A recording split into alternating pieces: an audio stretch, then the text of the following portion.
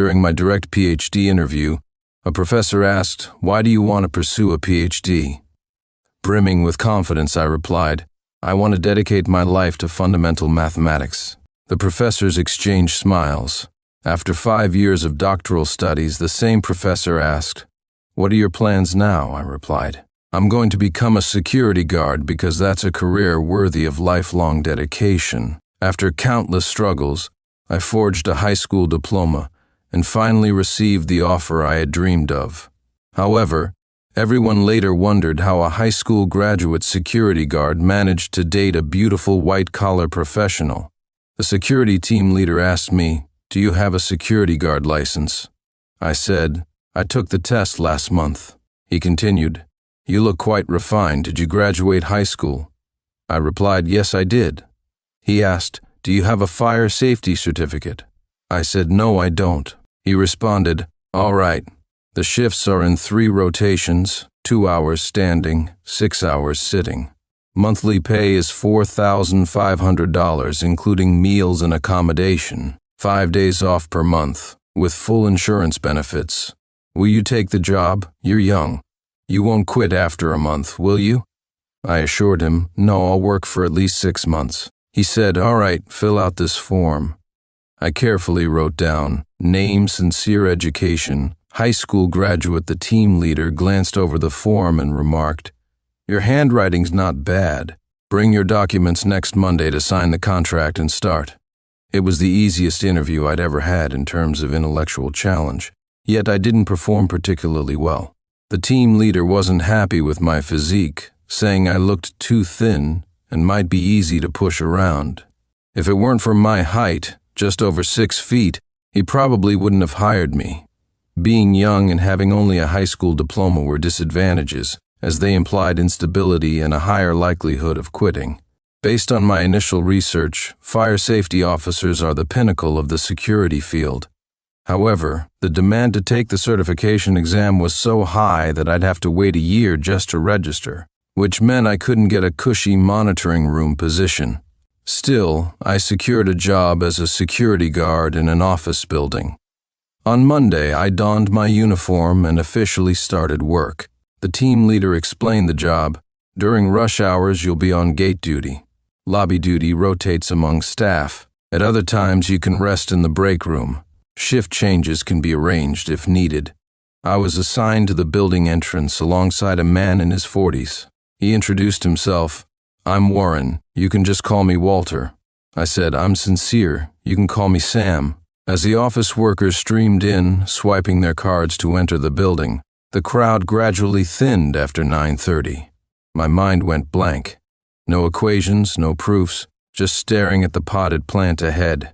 On one of its leaves, a small black thrips wandered back and forth, struggling and hesitant. Walter broke the silence.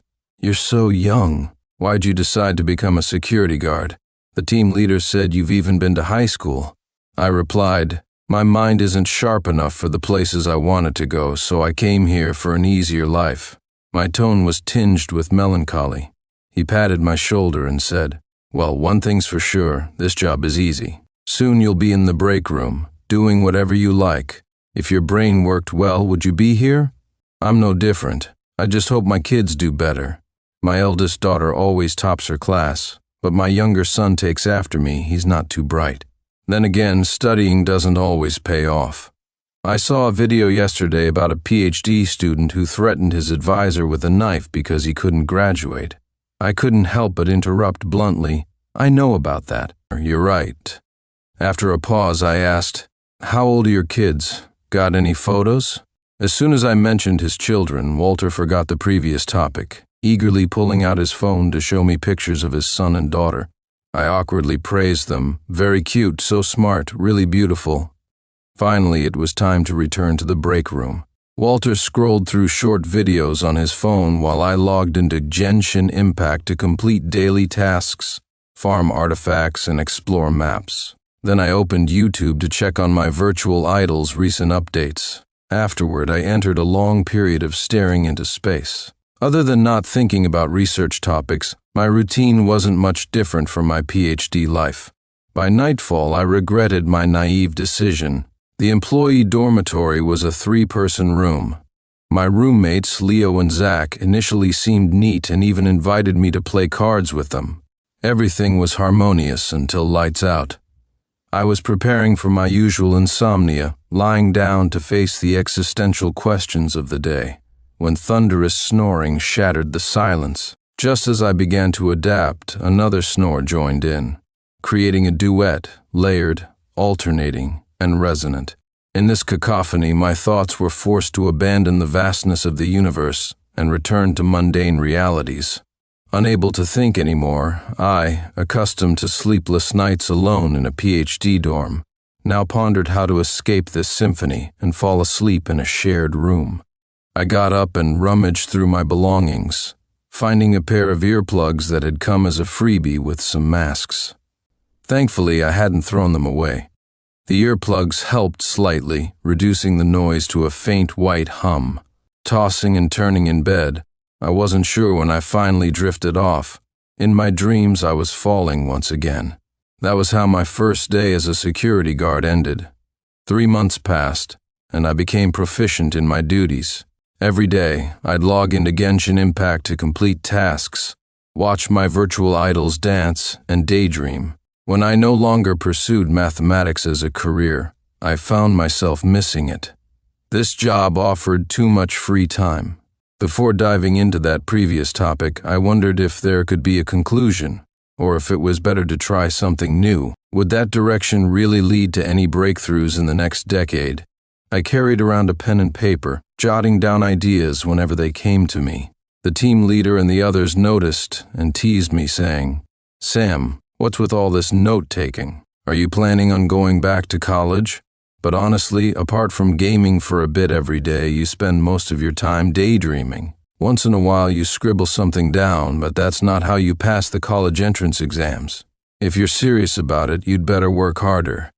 A couple of years ago, there was a young guy who studied every day while working as a security guard. He passed the adult exams and got into a university. I nodded and replied, "I don't have the talent.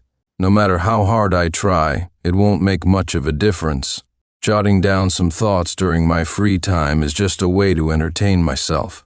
Walter and the others, seeing that I wasn't serious about the exams, stopped trying to persuade me. In reality, when it came to researching algebraic geometry, I hadn't avoided effort over the past 5 years. The problem was I hadn't known how to put in the effort. There's a saying that when people are pushed to their limits, they can accomplish anything, but that doesn't apply to solving math problems. Math has a way of utterly destroying your confidence. It was only after becoming a security guard that I slowly came to terms with the fact that I was just an ordinary person with normal intelligence, not some idiot. In fact, because I was a high school graduate, I stood out among the elementary and middle schoolers around me. Compared to them, my education level was quite impressive. The team leader now lets me handle the monthly summary reports, even giving me a raise for it. To be honest, I've never been good at writing. If it hadn't been for the math competition gold medal that got me into college, I might not have gotten into a decent university at all. My involvement has also made our weekly meetings much more efficient. At first, these meetings were long and aimless, with everyone talking over each other, saying whatever came to mind. As someone who studied math, I couldn't stand the lack of clarity and logic. So I suggested to the team leader, "How about we each briefly report on last week's work, any challenges we faced, and our plans for the week? We don't need to talk about feelings, thoughts, or interesting anecdotes. If anyone has something extra to share, we can do it in a smaller meeting afterward." The team leader took my advice, and now we can wrap up meetings in under half an hour. Every evening after work, I'd return to the dorm, turn on my computer, and open LaTeX to jot down the day's ideas. I'd delete the dead-end thoughts from the past few days and tell my roommates I was playing a typing game. Then I'd join them for a round of poker. Since I often won, Leo started questioning me. "Sam, are you counting cards or something? You always seem to win." Before I could respond, Zach chimed in, "Nah, no way. Sam's always losing stuff, his meal card, his work badge, his keys. How could he possibly count cards?" Honestly, I think the only reason Sam didn't get into college is because his memory's so bad. He's always daydreaming too. Who knows what he's thinking about? I quickly admitted, "You're right, my memory's not great. I win because I'm lucky." My cover story about being a high school graduate was flawless and rock solid. After poker, I'd quickly wash up and go straight to bed. Dormitory life worked wonders for my insomnia. Every night, I'd fall into a deep sleep before the thunderous snorers in the room got started. My life as a security guard was going surprisingly well, better than I had expected. It was simple, carefree, and fulfilling.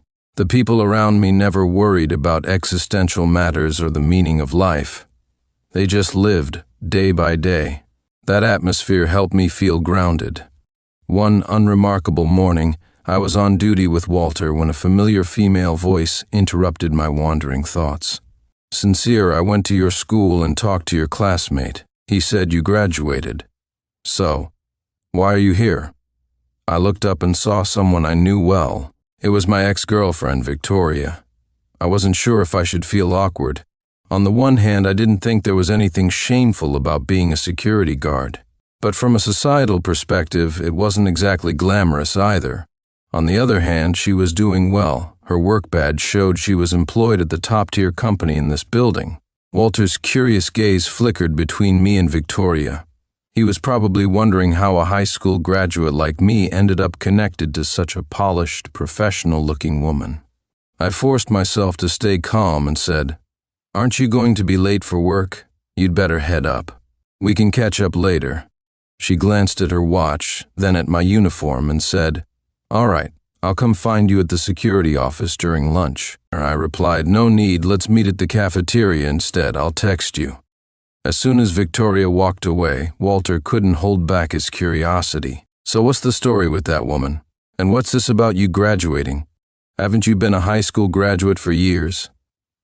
My brain worked overtime, spinning the most convincing story I'd ever come up with in my life. "She's my distant cousin. The most successful one in the family," I said. "She works here." The security office was a hotbed for gossip, and I knew that if I suggested any romantic connection, my coworkers would never stop teasing me whenever they saw her. To avoid that, I decided to keep it strictly familial. Once I started improvising, the lies just kept flowing. About my education, I did lie. I'm not just a high school graduate. I actually went to a community college, but I couldn't find a job. That's why I'm working as a security guard. I was too embarrassed to admit it, so I told the team leader I only finished high school. I paused for a moment, then added, "I haven't told my family either. I just told them I'm working in an office now." Who would have thought I'd get caught by her of all people? Had I possessed the literary scamming skills I have now back in high school, my mother might not have forced me down the lonely path of competitive math. I wonder if Walter believed my nonsense back then. On the surface, he nodded and sighed. "No wonder you're so capable. Turns out you're a college student." Back in the break room, amidst the usual mix of casual banter and aimless academic musings, my thoughts inevitably drifted toward matters of the heart. Victoria and I had been in a long-distance relationship for 2.5 years. I was pursuing my PhD in New York City while she was studying for her master's in finance in Chicago. In a crowd, she was like a Burger King fry inexplicably found in a McDonald's fries box, utterly captivating. Within 3 months of dating, she had effortlessly connected with everyone in my social circle. Her charm and poise made me seem like a bumbling fool in comparison. During our last fight, I once again attempted to approach things rationally over the phone, suggesting, perhaps we should try defining the issue. What we're arguing about isn't really this specific event.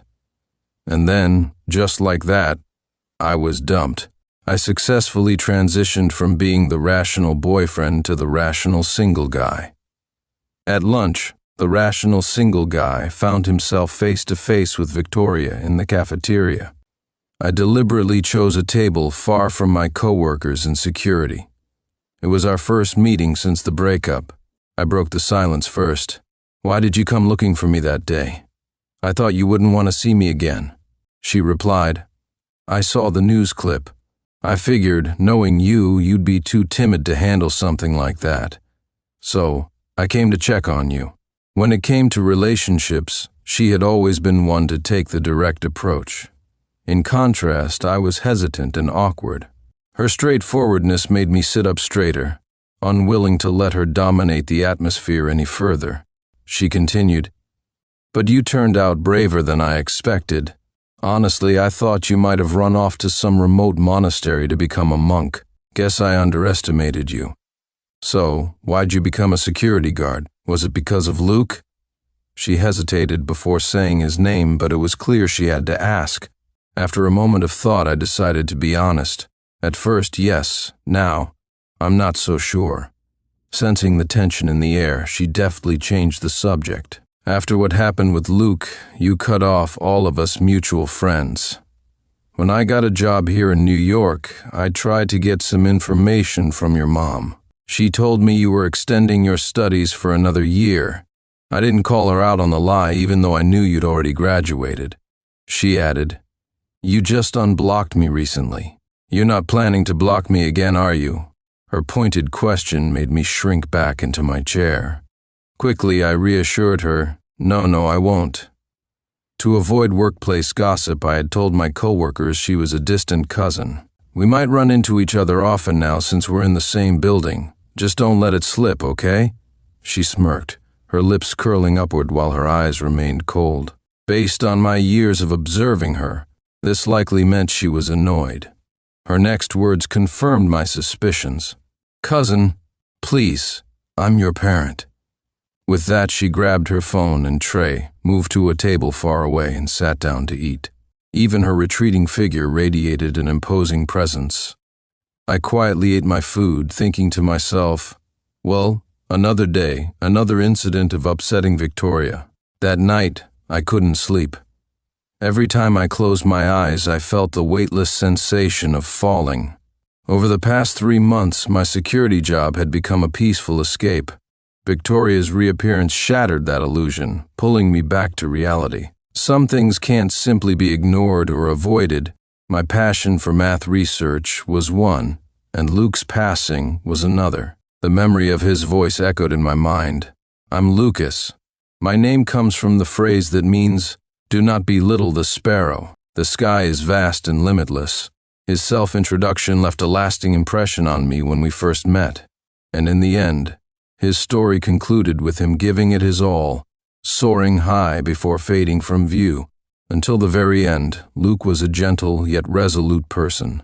We had been friends since undergrad, studying at the same university for both our undergraduate and graduate years. 8 years of friendship. He majored in chemistry, and though our fields were different, he had always been there for me in life. During a flu outbreak, I was feverish and alone in my dorm. He carried me to the campus clinic and stayed by my side through the night. In our second year of grad school, his father, a widower and Luke's only remaining family, fell gravely ill. From that point on, his time was split between the lab and the hospital ward. I can only imagine how many sleepless nights he wrestled with the idea of borrowing money. When he finally asked me, his eyes were filled with discomfort. I, in turn, pretended it was no big deal, unwilling to add to his burden. Handing him the money, I said, "It's fine. This is just some extra cash I earned tutoring high school students in math competitions during undergrad. No need to overthink it." In truth, I had asked my mother for $30,000, explaining the situation, and topped it up to an even $100,000 before transferring it to him. Though I had earned decent money myself, I wasn't great at saving. I didn't want him to feel pressured to return it quickly, so I made up that story. But life had other plans. Luke didn't graduate during his 3rd year of grad school. At the end of last year, he lost his father, his last family member. The second to last time I saw Luke, he came to repay the debt, even adding interest. I accepted it. When I didn't argue or refuse the money, he visibly relaxed and said, "You're graduating in a month."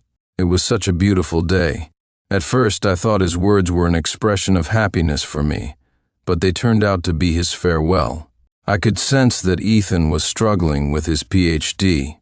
It wasn't until I saw the 176-page whistleblower letter afterward that I realized just how much pain he had been enduring. It was a rare, cool summer day. Last night's rain had cooled the city, and it also brought Parker, Lucas's advisor, to his office despite his busy schedule. Lucas was already in his 4th year as a PhD student. During their last conversation, Parker had told him he needed to stay for another year. Then I got a message from Sam, one of Lucas's juniors. Sincere, Lucas just went to Parker's office with a knife and hurt himself. Now he's on the rooftop. I couldn't stop him. I'm afraid something might happen. You're close to him. Please come talk to him. Luckily, I was at a cafeteria near their lab building. I ran over as fast as I could, pushing my out-of-shape body to its limits. When I reached the rooftop, Lucas was sitting on the edge. Blood was visible on his arm. His lab mates were there too, but no one dared to approach him. Trembling, I spoke, "Lucas, please don't do anything rash. If you have grievances, we can report them to the university. Once you graduate, everything will be behind you. It might not even be so bad if you don't graduate right away." He raised his hand to glance at his watch. Blood was still oozing from his wound. His voice remained as gentle as ever. "Sincere, we're not the same. Parker treats me like a slave. I've begged him to let me graduate, telling him my father is ill and I need to work to support my family. He agreed, but later turned around and told me I had to stay another year because the lab needed me. He said he'd give me a stipend of a month so I could focus on research. He laughed softly, barely enough to buy his son a pair of shoes. I already found a job, but he won't let me go. I don't understand. Why can't I just graduate? In these 4 years of my PhD, I've written papers for him, then for his useless son, and only after that could I work on my own. I wrote his son's application to an overseas research lab. I even had to handle trivial things like replacing batteries in their household remote controls. You studied mathematics. If it didn't work out, you could switch to computer science or finance, fields with limitless potential. I don't have that option. If I can't finish my direct entry PhD, I won't even get a master's degree. What can a 28-year-old chemistry undergrad do? Become a security guard? Hearing this, I felt a wave of helplessness wash over me. All I could do was stammer, "Lucas, please come down and get your wound treated. As long as you're okay, there will be a way forward. Please, I'm begging you." He glanced at his watch again. By now, the sound of police and fire truck sirens had reached the building. He said calmly, "I'm not acting on impulse. I truly don't want to live anymore. I'm so tired. It's not the extra year that scares me, it's the thought that this kind of life will never end. But don't worry, I won't let Parker get away with this. After I'm gone, Zach, Tina, and the others might be able to get a new advisor and focus on their research. Sincere, sometimes I envy you. You're good at everything, you have talent, and you're lucky too. I'm just a coward who can't hold on anymore." With that, he leapt into the air, soaring to his final destination. I rushed forward, but I couldn't even grab the edge of his shirt. Lucas's departure was dramatic. He wasn't acting on a whim. That very morning, he had sent a 176-page whistleblower letter titled "Formal Report on Parker and His Son's Academic Fraud and Misuse of National Research Funds" to the media and the university. He had even scheduled an interview with reporters that afternoon. When he went to Parker's office with a knife, it wasn't to harm him. After cutting himself, he had called the police to report a knife incident. He didn't jump immediately after reaching the rooftop. He waited for the police, firefighters, and media to arrive, ensuring his actions would have maximum impact. He wanted to make this a scandal that no one could ignore, a scandal that would destroy Parker's reputation entirely. And he succeeded. The media pounced on the story, and the whistleblower letter went viral online. The accusations against Parker were damning, using his students' papers to maintain a high output of SCI publications, fabricating data, exploiting students as personal assistants, and sending his son, who relied solely on the students' work, to an Ivy League university abroad. It all triggered public outrage. Comments flooded the internet. This advisor is disgusting. How can someone be so shameless? Being his student must have been a nightmare. Even hiring a nanny wouldn't involve this level of abuse. He treated his students like slaves. Rip, I knew this student. He was a good person. During his PhD, his father passed away, and yet his advisor tortured him like this. Parker is a parasite on society, others pointed out. This is what academic tyranny looks like. Parker's son is the ultimate beneficiary here. His glowing resume is built on others' blood and sweat. I was in the same program as Parker's son. He was awful at everything. Everyone knew his dad was the reason he succeeded. Under immense pressure, the university terminated Parker's employment after an investigation. He became a pariah in the academic community, and the research grants were revoked. Meanwhile, Parker's son was expelled from his Ivy League program for academic misconduct. The junior researchers in the lab had all successfully switched advisors, but Luke was never coming back. Half a month later, I received my diploma and graduated. When my advisor heard me say I was going to become a security guard, he sighed and said, "It's us elders who failed you. Go ahead. If you ever need a recommendation letter, just let me know." At that moment, taking up a job as a security guard felt utterly meaningless. It couldn't change anything.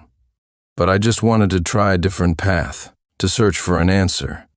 If Luke had left the environment earlier, even to take a job he thought he'd never accept, like being a security guard, would things have turned out even a little differently?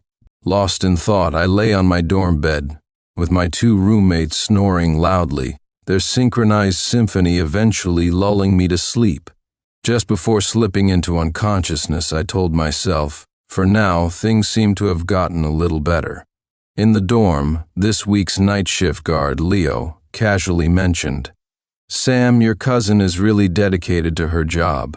These past few nights, I've seen her leaving work close to 11 p.m. Hearing this, I used my recent troubles sleeping as an excuse to swap for the night shift with a coworker, just so I could see Victoria off as she caught a ride home and take note of the license plate number. That night, I stood guard in the empty lobby. Victoria was standing nearby, holding her phone, waiting for a ride-share to accept her request. Her index finger tapped rhythmically on her phone case, as if she was eager to get home, or perhaps waiting for something else. I sent her a message, "Text me when you get home every day. My mom knows you're working alone in Chicago. She specifically asked me to look out for you and help wherever I can." I wasn't sure what was so funny about that, but she laughed so hard her eyes curved into crescents. Based on my personal Victoria observation manual, this meant she was genuinely happy. She replied, "All right, I'll text you every day when I get home." And so the days passed in the repetitive cycle of opening and closing latex. One day, while I was working in the break room, I received a call from the front desk on the 21st floor. The person on the other end said someone on the same floor has collapsed and stopped breathing. Security needs to send someone to maintain order, and another person should wait at the entrance to guide the ambulance. My heart sank. Victoria worked on the same floor. I asked, "Has anyone grabbed the AED yet?" The reply came, "There's a woman here with first aid training. She immediately sent someone to get it." "Got it," I said. "I'll head straight up." As the elevator doors opened, Zach, Walter, and I were led by the receptionist to the scene. I quickly instructed, "Everyone step back a bit, don't crowd around." Victoria was kneeling on the floor, performing CPR on the man who had collapsed. Her compressions were strong and steady, her technique flawless, though her arms were trembling slightly. The AED nearby was already powered on. Last year, one of our date activities had been attending a 2-day first aid training session at the Red Cross, where we both earned our certification. After 2 minutes of CPR, she used the AED to deliver another shock. During the brief interval, I asked, "Are you still okay? If you're getting tired, I can take over the CPR." She glanced up at me and said, "All right." I took over her task. Not long after, the paramedics arrived with a stretcher and took the patient away. Victoria's manager accompanied them to the hospital. The chaos subsided, and everyone gradually returned to their workstations. I stayed in the break room for 2 minutes, but eventually decided to take the elevator back to the 21st floor. As I opened the stairwell door, I saw Victoria leaning against an electrical box. She used to hide here whenever she felt overwhelmed. The moment she saw me, her eyes turned red. "That coworker was sitting diagonally across from me," she said, her voice trembling. All of a sudden, he clutched his chest and collapsed. He convulsed for a few seconds and then stopped breathing. The manager just called back. "The doctor says it was sudden cardiac arrest. They're still trying to save him." Her eyes welled with tears and her voice broke as she said, "Sincere, I'm scared." Before I could think, I stepped forward and pulled her into a hug, gently patting her back. "It's okay. Don't be scared. You did an amazing job. You gave it your all." Her voice shook as she said, "We worked overtime for 2 straight weeks on this project. Now my heart is racing, and I keep wondering, what if I suddenly collapse like that too?" She buried her face in my neck, her warm, damp tears feeling like they were burning my skin. Her pain made my heart ache. I knew her fear stemmed from post-incident stress. It was likely just anxiety and tension manifesting physically. I understood all this intellectually, but I still released her, gently patted her head, and took out my phone to book the earliest available appointment with a private cardiologist. "If you're so worried, let's get an ECG and an echocardiogram done. Let the doctor assure you that you're perfectly fine," I said. I found a coworker to cover my shift and accompanied Victoria to the hospital. After the tests, we sat outside the ultrasound room, waiting for the results. People bustled past us in the hallway as she absent-mindedly traced circles on her knees with her index finger, likely worrying about the outcome. Just as I was about to reassure her, she suddenly grabbed my right hand, looked me in the eye, and said, "Sincere, let's get back together." Caught off guard, I froze for a moment before pulling my hand away and clenching it into a fist. Slowly I said, "We're not right for each other." She let out a bitter laugh. "Not right for each other? What kind of not right are we talking about? Was it not right when you hugged me just now, or not right when you watched me leave work every night?" I explained, "You were feeling down just now, so I hugged you to comfort you. If it had been another friend in the same situation, I would have done the same. As for waiting for you after work, it just so happened that I was on the night shift, and my mom asked me to." She said, "Sincere." Before I could finish, Victoria interrupted, "I haven't even told your mom that I'm working in Chicago. How could she possibly predict this and tell you? Explain it in detail." I felt my face flush with embarrassment as I struggled to keep my composure. I continued awkwardly, "Your friends, including that male colleague who often chats with you in the cafeteria, they all seem better than me." She replied, "What are you, a Pokemon? Always wanting to be thrown into battles? Besides, in my eyes, you're better than all of them." I finally mustered up the courage to confess my real feelings. "Victoria, I used to study math. I don't know if I can give you a good future, and now in my current state, I feel even less confident."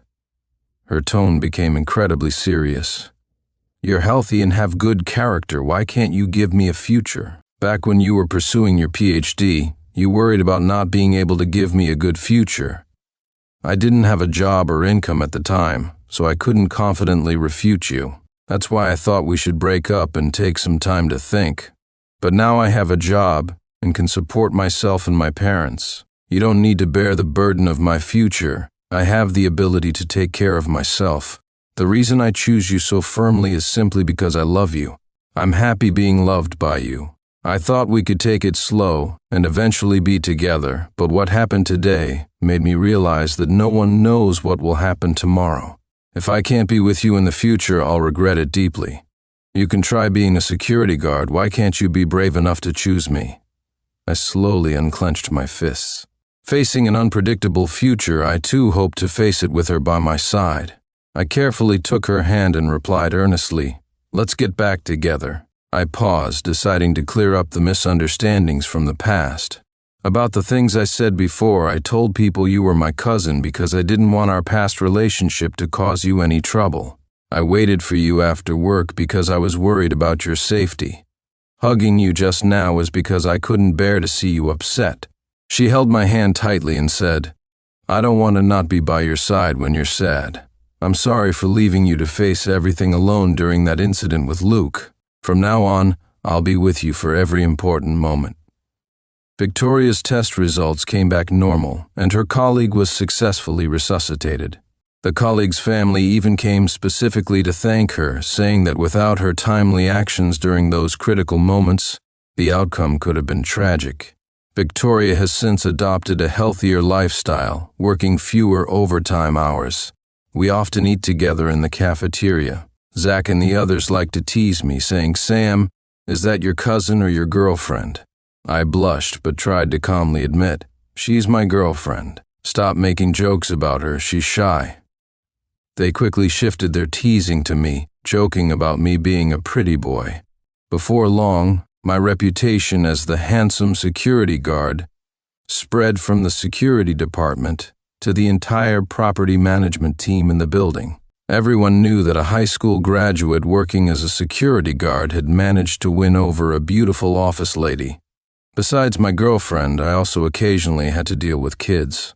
One day in the security break room, Walter stepped out for his shift, leaving his 2 kids behind to do their homework. He said to me, "Sam, just make sure they don't run around. Tina will help Henry with his homework."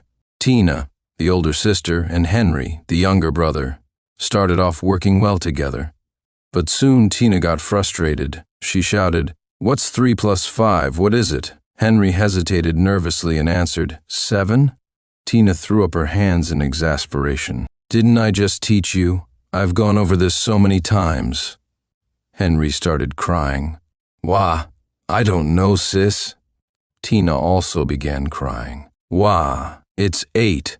Why are you so dumb? How could I have such a stupid little brother?" Henry sobbed. "Whatever you say it is, I'll agree. I'll listen to you." He was already wiping his tears with his hands. If I didn't intervene soon, both kids would be sobbing uncontrollably. I found the dice Zach and the others had secretly hidden in the break room and decided to play a game with the kids. I handed them each a die to roll, and we competed to see who rolled the highest number. The siblings gradually forgot about their homework drama. Later, I upped the stakes, letting each person roll 2 dice and adding the numbers together. Every time Henry rolled, I would pretend to sigh regretfully, saying, "Henry, you lost again. You're the smallest." Tina looked uncertain and glanced at Henry's dice, but when I gave her a knowing look, she realized I was teasing him and didn't say anything. After several rounds of Henry losing, he finally caught on. Peering closely at the dice, he exclaimed, "Uncle Sam, you're cheating. I rolled a 3 and a 5, that's 8. You rolled a 2 and a 3, that's 5. I'm bigger than you." Feigning confusion, I replied, "Really? Let me count again." I started counting on my fingers one by one and stopped at 7. "See, 3 plus 5 is 7. Henry grew increasingly frustrated and shouted, "Uncle Sam, you're an idiot." He hurried over excitedly to teach me how to count on my fingers, step by step. After that, I would occasionally ask Henry to coach me, his clueless uncle, in math. Henry became faster and faster at calculations. Tina once sneaked over to me and said, "Uncle Sam, you're amazing. You helped me today, and I'll definitely repay you for it." I wondered how Tina would repay me. Kids usually offer snacks or toys as tokens of gratitude. But she surprised me by saying, "When I grow up and start a big company, I'll hire you and my dad to be my security guards." I forced a smile. How thoughtful. How very thoughtful. I wondered if Walter knew about this, but it seemed I had already secured a future job offer from Little Mess CEO. Tina continued with her promises. "I'll also have Victoria manage my money. On TV they call it a CFO. "Well, thank you, Tina," I replied. Now both my girlfriend and I had job offers from Little MS CEO. The difference? My girlfriend would control the company's finances, while I'd be stationed at the entrance as security. Just as I marveled at how considerate kids could be, my mom called to check on me. She said she was traveling to the city and wanted to stop by my school to visit me. And here's the problem, I've already graduated. How was I supposed to let my mom visit me at school without her finding out? I quickly called a younger classmate who had taken over my dorm after I graduated. He happened to be out of town but promised to mail me the dorm key and his student ID. When my mom arrived, I successfully led her into the campus. We even had a meal at the cafeteria, carefully choosing the one farthest from our department's office to avoid running into any familiar teachers or classmates who could expose my charade. Genius, right? But my genius plan faltered when I brought her to my dorm room. It wasn't because we ran into anyone. My dorm neighbors were all introverted shut-ins who rarely left their rooms unless it was mealtime. No, the problem arose when I unlocked the door and stepped inside. The room was plastered with anime posters wall to wall. Every corner showcased my junior's 2D wives, most of whom were dressed rather provocatively, teetering on the edge of decency. The room was in complete disarray, littered with action figures and plush toys. The entire place screamed, "This person's mental state might need some help." I cursed internally. "Seriously, Junior? This is what I get for trusting you." My mom and I awkwardly stayed for only a few minutes before we made a hasty escape from the scene. She seemed visibly unsettled, and frankly, I was too. As we left, she looked at me with concern and said, "You've always been close with Lucas. He's had his troubles, and your research hasn't been going smoothly either. Your dad and I have noticed. We're prepared for the possibility that you might not finish your PhD. Sincere, promise me this. Nothing is more important than your health and well-being. If your studies are too much, come home. And if you don't want to come home, we have a house here in the city. Your dad and I can take care of you. No matter what you decide, we're always here to support you." Though I knew my mom had misunderstood the situation, it was all a big mix-up. Her words still hit me hard. My eyes stung with emotion as I solemnly replied, "I'm doing really well right now. Better than ever. When I come home for the holidays, I'll share everything with you and Dad." After sending her off, I printed out some top-tier academic papers and began dedicating more time to my research. I felt like I was on the verge of making some progress. My latex document grew longer and longer. My two roommates, who had resigned themselves to the idea that I was obsessed with some sort of typing game, even stopped inviting me to their card games. They said, "Sam's luck is too good. Playing cards with him is just no fun." They cheerfully went next door to play instead. When I finally wrapped up my draft, I considered sending it to my advisor but hesitated.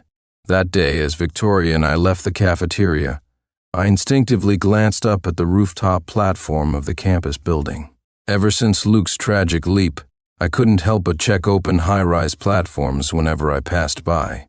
Just as I was about to shift my gaze, I noticed someone climbing onto the edge of the rooftop.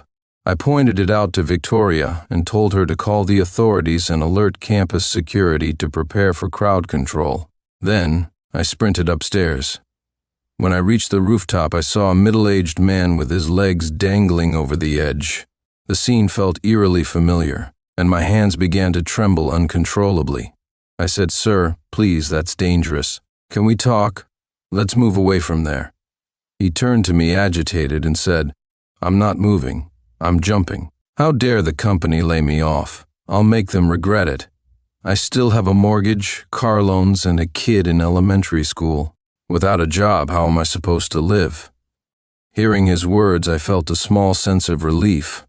Unlike Luke, who had planned everything, this man seemed to be acting on impulse. I tried to reason with him. "Sir, please don't do this. If you act on impulse, your mortgage and car loans won't disappear. Instead, all the pressure will fall on your wife, your kids, and your parents. They'll not only have to shoulder the financial burden, but also endure the pain of losing you. Could you bear to do that to them?" He broke down, sobbing. "Of course not.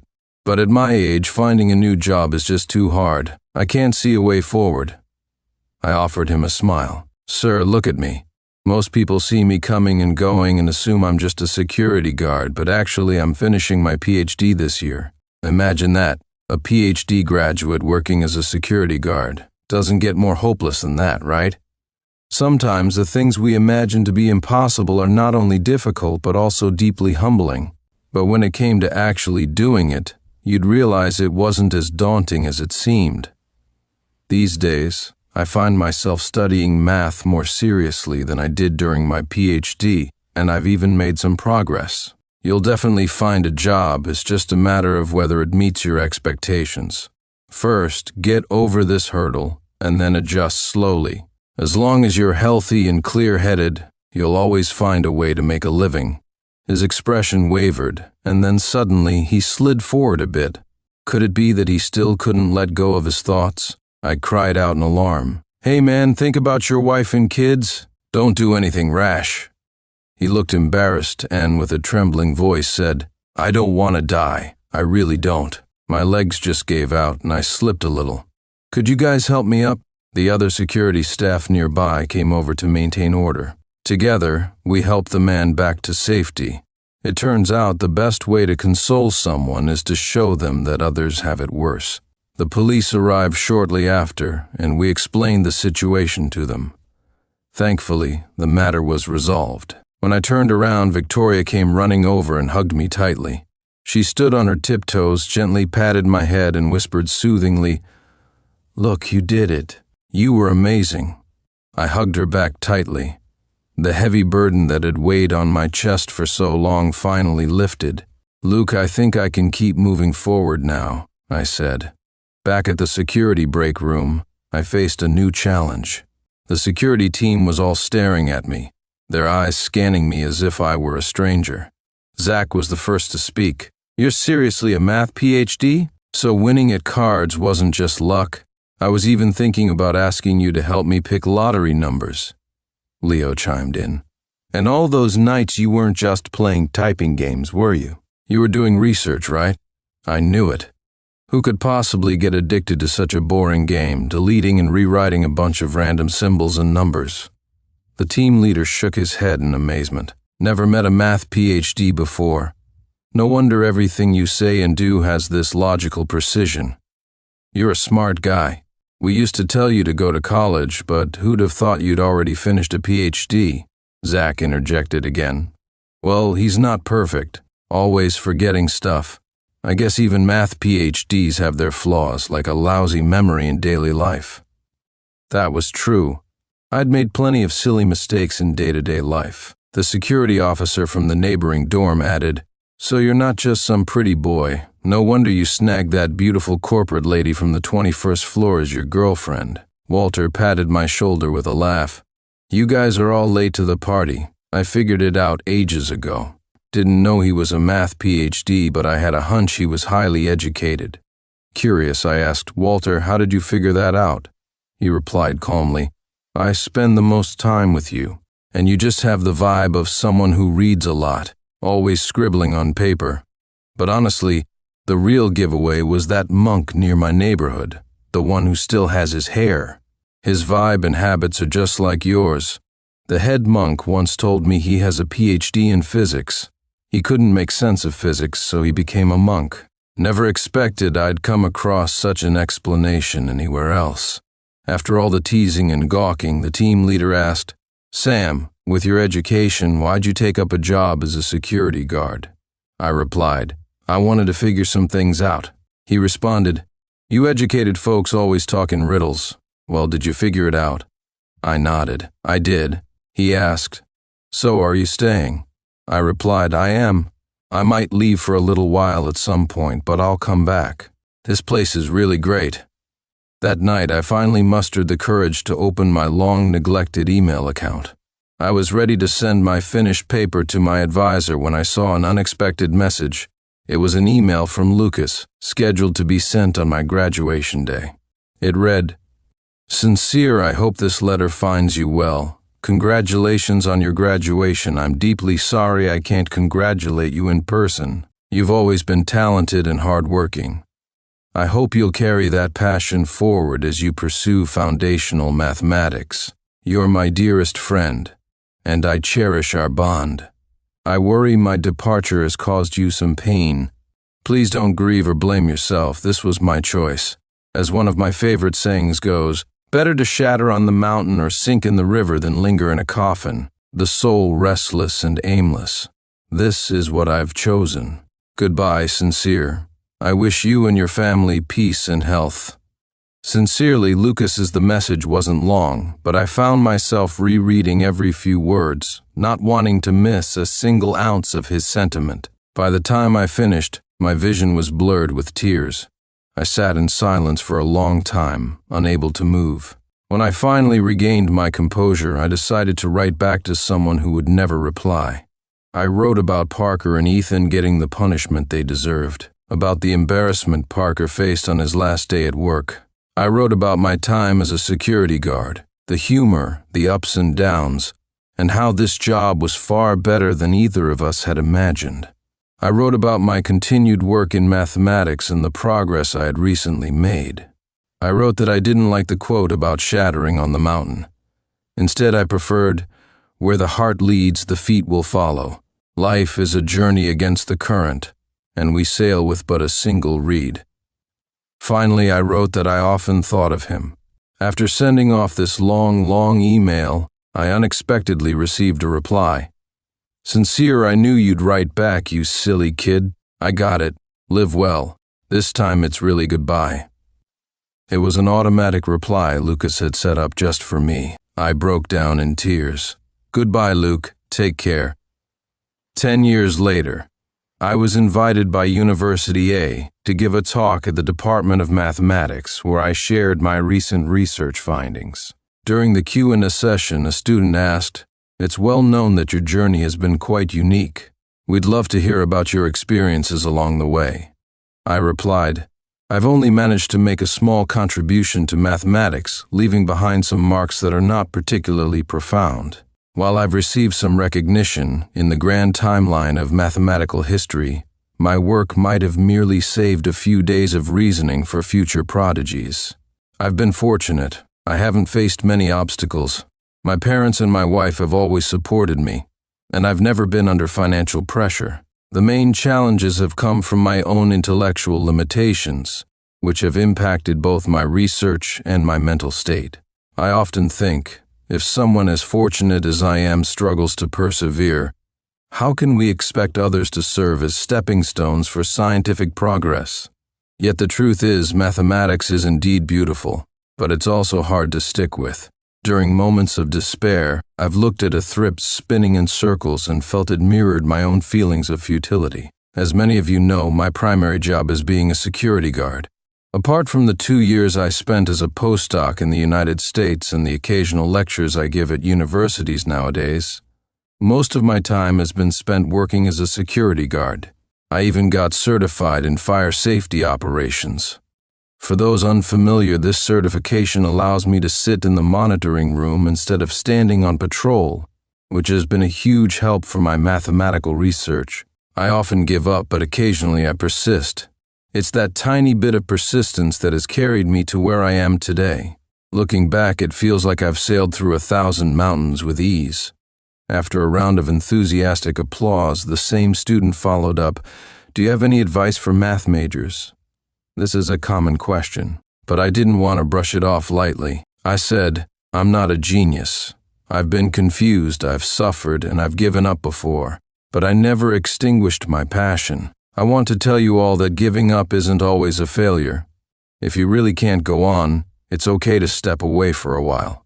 Make the choice out of your own free will.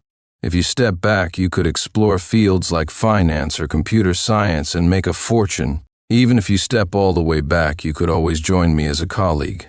If you leave mathematics and find yourself better off, then congratulations, you've found a more suitable path.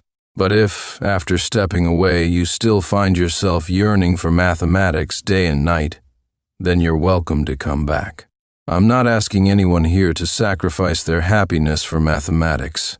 Contributing to its advancement in your spare capacity is already something to be proud of. If you have any questions, feel free to email me. When I'm in the security office, apart from doing some calculations, I have plenty of time to kill. Spending that time reading your emails would contribute more to the math community than gaming. Though, of course, I'll still play games. The audience erupted in applause. I glanced at the time. If I finished my meal quickly, I'd still make it to my shift this afternoon.